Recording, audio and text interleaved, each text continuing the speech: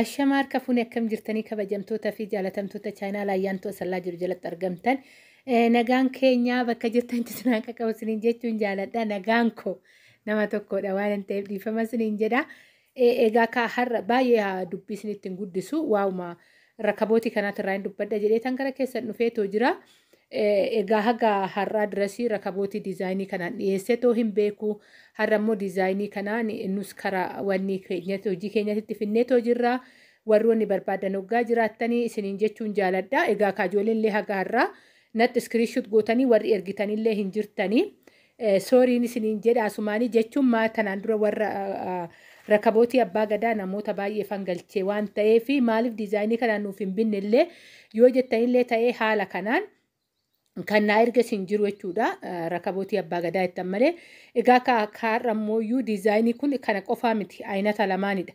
Kana keessaa filachuu dandeessan gooldi kararii fi yookaan immoo seelfar karariidhaan illee hin jira achi keessaa tokko filachuu dandeessa filannoo laman qabadheetoo dhufeetoo jira.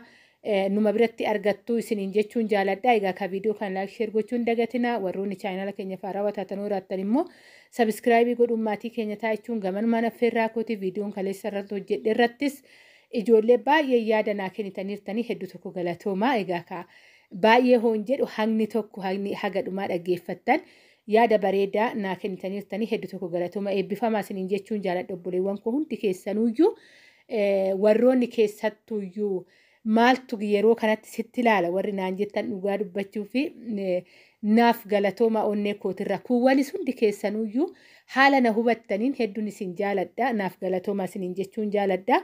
Egaa ka waaqayyo jedheetoo immoo anis dadhabbina kana keessaa ba'e akka fedha keessaniititti akkan isiniif jiraadhus rabbiin na haa gargaaru hojii kootis kabajee fiigee hojjedhee akkuma tanaan dura sanitti nama wanni jedhu rabbiin na haa gargaaru isinis fayyaa taatanii ta'uu isiniin jechuu jaaladha. Egaa ka warroonni haala kanaan barbaanna jettan hoo jiraattanii viidiyoo kana iskiriishuut gootanii erguu dandeessan yookaan immoo anumaanuu isa gallakkiste sannaan jechuu dandeessuun isiniin jechuu jaaladha. Egaa ka gatii naan jechuu dandeessu odoon kara kan diizaayinii biraatitti hin darbin asumaanan dubbadha. Gatii baay'izawwee bayeet naa ergan malee haala kanaan galchinee jirraa yoo barbaaddeedhaniit suuraa isaa naa ergan malee gatii anuuyyuu addan baafan. Gatii ka warroonni gatiis baruu barbaadan egaa gaafii odoonatti hin baay'isin jechuudha. Guyyaa kaleessaa dubbadheen ture. Egaa ka gaafii akka arge deebisuu irratti xiqqoo haala hin beektu yeroo hundarra hin deddeebi'u haarawaa ta'eetii miti. Sagalee gabaabduudhaan gaafillee hoo ta'e yookaan isa gatii isaatillee baruu hoo ta'e bilbilli kee duwwaa 945 82 67 45 na dubbisaa isiniin jechuu jaaladha. Kanaan huna dubbistanii gatii isaanii adda baasee isinittan himaa guyyaa kaleessatiidha. Kan naa erganii haala kanaanis galeetoo jira. Naan jedhanii egaa seelfariin kunooti kana keessaa tokko filannoon keessaniidha jechuudha. Laman isinii dhiyeesse kana keessaa kan barbaaddanii kan nuuf ta'e jettan filattaniitoo isiniif qopheessuu hin dandeenyan isiniin jechuu jaaladha. Nu biratti argattu akkasuma immoo ijoollee waa'ee farshaa isaatillee dubbattanillee jirtu inni dhaama inni ni hojjetama. Hojii harkaatidha warri isas jalatti ni hojjisiifanna jettanii sooraattan natti himuu dandeessuun isiniin jechuu jaaladha. Egaa ka bilbilli kiyya taambileelii gubbaarrallee isinii ta'a. Ijoollee yeroo baay'ee immoo viidiyoo malaaltaniitillee oduma achirra jiru bilbila teechisi jettanillee jirtu. Bilbila istoobbi gootanii gizuma wanni jettan innuyyuu taambileeliin gubbaarratti isinii ta'a waan ta'eef achirraa seef godhattanii toona dubbisuu ni dandeessu isiniin jechuu jaaladha.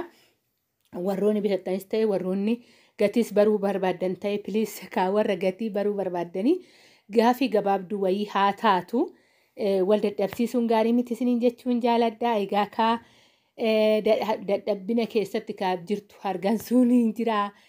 Arjiinii baastutu jira waan ta'eef iyyuu isiniin jechuun jaaladha. Kanaadha hedduun isin jaaladha hedduun isin kabajaa ka akkasuma immoo meeshaalee biraati irratti illee warroonni akkasuma yaada qabdanillee hoo jiraattan ta'ee isiniin jedha. Viidiyoon tun gabaabduudha. Sheer godhuu walii dabarsaa nagaa naataa bakka jirtanitti baay'ee.